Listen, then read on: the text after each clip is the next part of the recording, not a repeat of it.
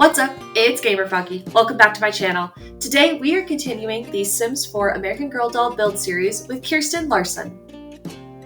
Kirsten Larson is one of the first three historical characters representing the middle 1800s Western European immigration pioneer era. Kirsten was released in 1986 at the launch of Pleasant Company along with Samantha Parkington and Molly McIntyre, who we already covered in a previous video.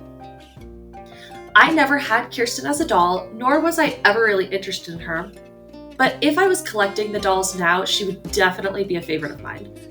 As a great-granddaughter of an immigrant and being married to a family of Swedish immigrants, Kirsten's story really hits home and presents a part of American life I really hadn't thought about that much. The following section is directly from American Girl Doll Wiki, which will be linked below. Kirsten and her family are immigrants to the United States from Sweden. She was born in Rid, Sweden, a village so small she knew everyone there. Her family, having heard from her father's brother Olav about the rich land in Minnesota and his request to have more help on the farm, immigrate to make a new life in America. Welcome to Kirsten's World clarifies that the King of Sweden had reduced farmland by dividing lands in half, leading to difficulties in growing enough food for each family and raising the risks of a bad harvest leading to starvation. Initially, Kirsten does not feel like she will ever belong in America. As she becomes more skilled in English and established as a citizen along with her family, she feels more like she's truly American rather than a foreign immigrant and a Swedish girl far from home. She often acts without thinking about the consequences of her actions and can be foolish and make mistakes that are not easily repaired. Kirsten is extremely curious and likes to explore, often exploring places and wanting to see everything around her, including those where she should not be, such as hiding in a coiled rope aboard the Eagle and attempting to explore the upper decks aboard the Red Wing. Mama asks how she is able to hide on such a small ship. It is the desire to explore and investigate that not only leads her to getting lost in New York, but also meeting Singing Bird. Kirsten is a hard-working character given her new life in Minnesota and the work needed on the frontier. She feels burdened having to help Mama so much as a daughter. She has various chores, as living on a farming homestead means many hands have to do various daily chores to help out, and often is expected to take on much of the domestic responsibility with her Mama as the oldest daughter. After her little sister Britta is born, Kirsten takes on even more work, such as cooking and cleaning, while Mama recovers from the labor and delivery. She is quite sensitive towards animals and children and makes friends easily. She is prone to daydreaming, and if a task is not easy for her, she struggles with it. She is easily frightened by unfamiliar things and can be nervous around new people. She hates being trapped inside small spaces or indoors and is a very active child. When Kirsten wants to do or have something she set her mind on to, she becomes a bad listener, bothersome, and pesters others until she has achieved what she wants. Her stubborn streak often gets her in trouble, and her father says she has a strong will. Kirsten is helpful, caring, and thoughtful about her family. She loves to tell and keep secrets. Kirsten's favorite color is pink. Her 9th birthday went without celebration as the family was immigrating to America at the time. They left in March and arrived in June after her birthday. Kirsten doesn't initially enjoy attending school due to her language barrier and being indoors. However, she's very intelligent even before she attends school, able to think enough to communicate without English in New York with a drawing of the eagle to show where she wants to go. She likes to try new things and later takes interest in quilting, an American custom which Swedish women weren't used to, as their blankets were instead woven. She admires her mother and wants to be as strong and brave as her when she is older. She finds saying goodbye to people whom she loves the hardest thing in the world to do. American Girl characterizes her as brave and steadfast. They also characterize her as having a pioneering spirit. For her sim, I gave her the animal caretaker aspiration and set her in a picturesque cottage. To me, her vibes are classic cottagecore, which I thrive on, so this was an incredibly fun build for me. I gave her a few animals and of course her kitten. The kitten in the books doesn't have a name from what I could find, so I just named it Kitty. She helps take care of the runt of a litter of barn cats, which is this kitten. With her animal-loving side and working on the farm, she is a doll that I can romanticize living the life of. If you have been on the internet in the past few years, you have probably heard of cottagecore. It's an aesthetic that glamorizes the farm lifestyle because it idealizes a world where we can get away from the capitalist industrial cities most of us currently live in. I, of course, was drawn to it because I've always had a love of nature and animals and can be overstimulated very easily. Living on a farm sounds like a dream compared to my job where I sit in front of a computer all day. But romanticization is just that, a romantic and dreamy view of a lifestyle. The videos we see online depicting cottagecore are ignoring the struggles and difficulties real farmers have in America and plays down the amount of money it truly takes to live off the grid. While it's fun to imagine you are living your very own Disney movie where cows and ducks are your friends and you can wake up to a cool breeze with the smell of fresh-baked bread and flowers, it's just simply not reality.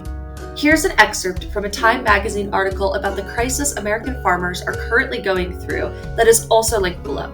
Quote, "In the American imagination, at least, the family farm still exists as it does on holiday greeting cards, as a picturesque, modestly prosperous expanse that wholesomely fills the space between the urban centers where most of us live. But it has been declining for generations, and the closing days of 2019 find small farms pummeled from every side. A trade war, severe weather associated with climate change, tanking commodity prices related to globalization, political polarization, and corporate farming defined not by a silo and a red barn, but technology and the efficiencies of scale. It is the worst crisis in decades." Chapter 12 farm bankruptcies were up 12% in the Midwest farm from July of 2018 to June of 2019. They're up 50% in the Northwest. Tens of thousands have simply stopped farming, knowing that reorganization through bankruptcy won't save them. The nation lost more than 10,000 farms between 2011 and 2018. 12,000 of those between 2017 and 2018 alone. Farm debt, as $416 billion, is at an all-time high. More than half of farmers have lost money every year since 2013 and lost more than almost $2,000 this year. Farm loan delinquencies are rising. End quote. Unfortunately, despite the fact that farming requires the production of food, family farms are simply not a sustainable lifestyle anymore. Big corporations have taken acres of land and offer competitive prices that a family-owned business can't even try to compete with. Not to mention, corporations can source from multiple farms across the country and provide all-year access to any meat, dairy, or produce products an American could ask for. Since we live in an age of overconsumption and instant demand, a family farm could simply not keep up with the market. From the same article, quote, "Family farmers say concentrating farmland among a few big companies is akin to feudalism and un-American. It also diverts whatever profits might come from farming to faraway investors, aggravating the economic and geographic divisions that feed the nation's political divide." Quote, "There's a strong reason to be deeply concerned when instead of having 10 mid-sized dairy farms producing income whose owners spend it in town, you replace that with a large farm owned by a set of investors whose profits go running off to New York and Chicago," said Peter Kirsten, a professor of law emeritus at the University of Wisconsin Law School. Farmers say the best solution is government policy that cracks down on consolidation of grocery stores and food processing facilities that buy food from farmers. Existing antitrust law would allow the government to prevent big mergers that mean farmers have fewer places to sell their crops and that supplies are more expensive. But those laws go largely unenforced, says Kirsten. Earlier this year, a Wisconsin congressman introduced legislation to put a moratorium on large food and grocery mergers. Farmers are advocating for better antitrust enforcement across the country. In October, cattle ranchers held a rally to stop the stealin', to urge Congress to protect family farmers from monopoly power, and in Vermont, dairy farmers have filed a lawsuit alleging that a conglomerate of milk buyers conspired to set low prices on milk. But not all hope is lost. Quote, one category of small farmers is thriving in the current marketplace. Organic farms who can charge a premium for their crops and who can sell them locally. There are more than 14,000 certified organic farmers in 2016, up 58% from 2011. But switching to organic is expensive, and for farmers like the Reichmans, who are already deeply in debt, is not an option. They haven't gotten a cent of aid from the government, since the assistance goes to the farms with the most farmland and animals. They're not holding their breath that anything will change. Quote, sometimes I feel, says Mary Reichman, like they're trying to wipe us off the map. Buying locally and supporting farmers can help. Farmers markets are a great way to meet new vendors to buy products from. You can even find a meat farm, which is a great way to support local businesses and to get bulk fresh meat all year round. If this topic interests you, please check out the link in the description to read the entire article about the crisis of American farmers. Coming back to Kirsten, she is the perfect American Girl doll in my mind. Her story does depict the struggle of immigrants in the US in an insightful but accessible way. Kids can read her story and feel connected to generations past without the exploitation of war or slavery. My next video in this series will cover Felicity, which will be a direct contrast to Kirsten. I think she is one of the worst dolls that they came out with because they chose to make her family slave owners.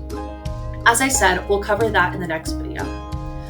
To wrap up my thoughts on Kirsten, I love her aesthetic and the imagination that she allows children to have. She is depicted as a hardworking girl who loves her family and animals and is truly the embodiment of a pioneering spirit. I just really like this doll, and even though I don't collect anymore and I never had her, I can confidently say that she is one of my favorites after reading about her and just getting the opportunity to learn about all these different dolls. So I really like her. Let me know what you think, and for now, just enjoy the rest of the build, and I'll see you at the end.